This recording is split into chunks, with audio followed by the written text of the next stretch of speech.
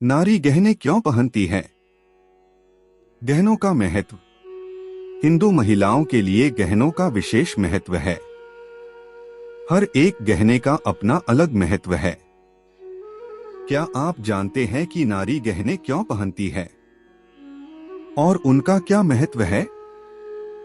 यहाँ जानिए इन गहनों से जुड़ा रोचक प्रसंग जो हमें प्रत्येक गहने का महत्व बताते हैं।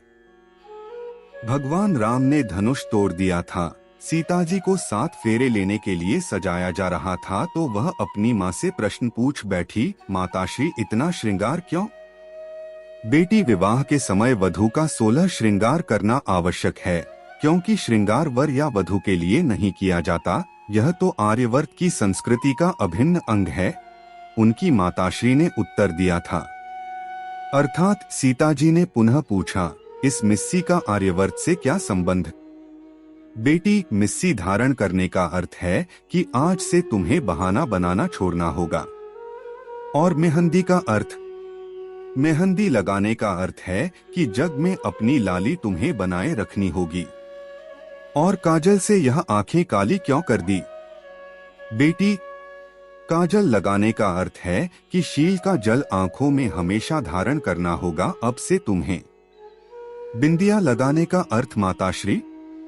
बिंदी का अर्थ है कि आज से तुम्हें शरारत को तिलांजलि देनी होगी और सूर्य की तरह प्रकाशमान रहना होगा। यह नथ क्यों? नथ का अर्थ है कि मन की नथ, यानी किसी की बुराई आज के बाद नहीं करोगी, मन पर लगाम लगाना होगा। और यह टीका? पुत्री, टीका यश का प्रतीक है।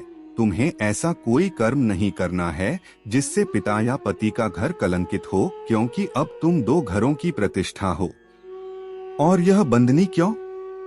बेटी, बंदनी का अर्थ है कि पति, सास, ससुर आदि की सेवा करनी होगी। पत्ती का अर्थ? पत्ती का अर्थ है कि अपनी पत यानी लाज को बनाए रखना है। लाज ही स्त्री का वास्तविक गहना होता है। कर्णफूल क्यों? हे सीते, कर्णफूल का अर्थ है कि दूसरों की प्रशंसा सुनकर हमेशा प्रसन्न रहना होगा। और इस हंसली से क्या तात्पर्य है? हंसली का अर्थ है कि हमेशा हंसमुख रहना होगा, सुख ही नहीं दुख में भी धैर्य से काम लेना। मोहलता क्यों? मोहनमाला का अर्थ है कि सबका मन मोह लेने वाले कर्म करती रहना। नौलखा हार और बाकी गहनों का अर्थ भी बता दो माताश्री। पुत्री, नौलखा हार का अर्थ है कि पति से सदा हार स्वीकारना सीखना होगा।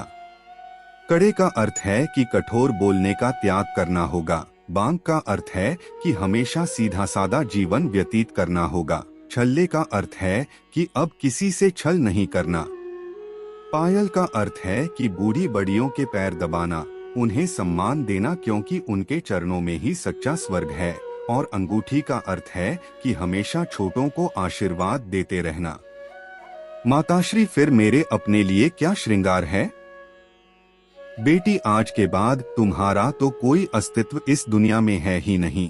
तुम तो अब से पति की परछाई हो, हमेशा उनके सुख दुख में साथ रहना, वही तेरा श्रृंगार है। और उनके आधे शरीर को तुम्हारी परछाई ही पूरा करेगी।